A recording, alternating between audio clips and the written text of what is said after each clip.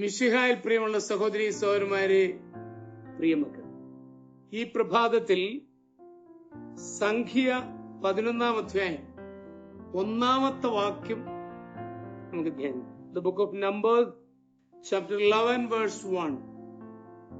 കർത്താവിന് അനിഷ്ടകരമാകത്തക്ക വിധം ജനം പിറുപിറുത്തു.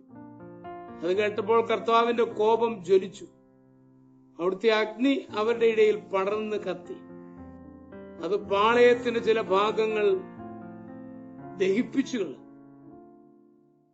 പിറുപിറുക്കുന്നത് ദൈവം ഇഷ്ടപ്പെടുന്നില്ലെന്ന് വേദപുസ്തകത്തിൽ പല സ്ഥാനത്തും പറഞ്ഞിട്ടുണ്ട്.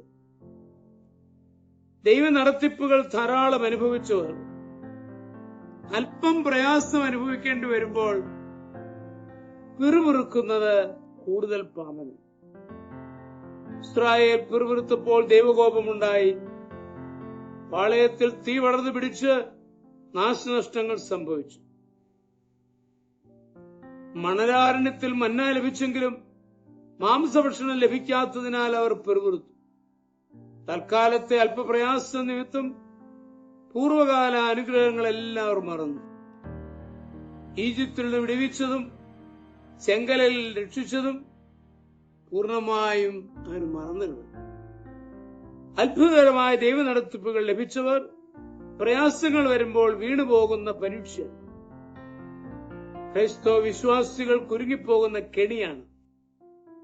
കഴിഞ്ഞ കാലത്ത് അനുഗ്രഹങ്ങൾ തന്ന് നടത്തിയ ദൈവം ഒരു കാലത്ത് നമ്മെ ഉപേക്ഷിക്കുകയില്ല. ആദ്യ സ്നേഹം നഷ്ടപ്പെടുമ്പോഴാണ് സംശയവും പിറുപിറുപ്പും ഉണ്ടാകുന്നത്. പ്രാർത്ഥനയ്ക്ക് മറുപടി ലഭിക്കുകയും കാര്യങ്ങൾ ഭംഗിയായി നടക്കുകയും ചെയ്യുമ്പോൾ സന്തോഷിക്കുകയും സാക്ഷിക്കുകയും ചെയ്യും. സ്വല്പം ബുദ്ധിമുട്ടുണ്ടാകുമ്പോൾ അസ്വസ്ഥചിത്തരാകും. സംശയവും പിറുപിറുപ്പും ആരംഭിക്കും.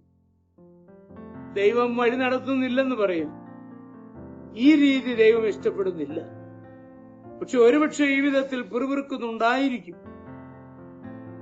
ദൈവം ചെയ്ത അനേക അനുഗ്രഹങ്ങളെ വിസ്മരിച്ച ശേഷം ഇല്ലാത്തതിനെപ്പറ്റി പിറുപിറുക്കുന്നത് ക്രൈസ്തവന് ഒരിക്കലും ഉചിതമല്ല. അസംതൃപ്തരെ ലോകം പോലും ഇഷ്ടപ്പെടുകയില്ല. നമ്മെ അനുഗ്രഹിച്ച ദൈവകരങ്ങൾ അല്പകാലം മാറിയെന്ന് തോന്നിയാൽ സംശയിച്ച് പിറുപിറുക്കരുത്. ചെറിയ വിഷമങ്ങളൊക്കെ ജീവിതത്തിൽ അനുഭവപ്പെടുമ്പോൾ ദൈവം എന്റെ കൂടെ ഇല്ല, ദൈവം എന്നെ കാണുന്നില്ല എന്നൊക്കെ പരാതികൾ പറയാൻ അത് തെറ്റു തന്നെയാണ്. നമ്മുടെ കർത്താവ് ഈശോ മിശിഹായുടെ കൃപയും പിതാവായ ദൈവത്തിന്റെ സ്നേഹവും പരിശുദ്ധാത്മാവിന്റെ സഹവാസവും നമ്മെല്ലാവരോടും കൂടി ധാരാളമായിട്ടുണ്ടായിരിക്കും, എപ്പോഴും എപ്പോഴും എന്നേക്കും. ആമേൻ.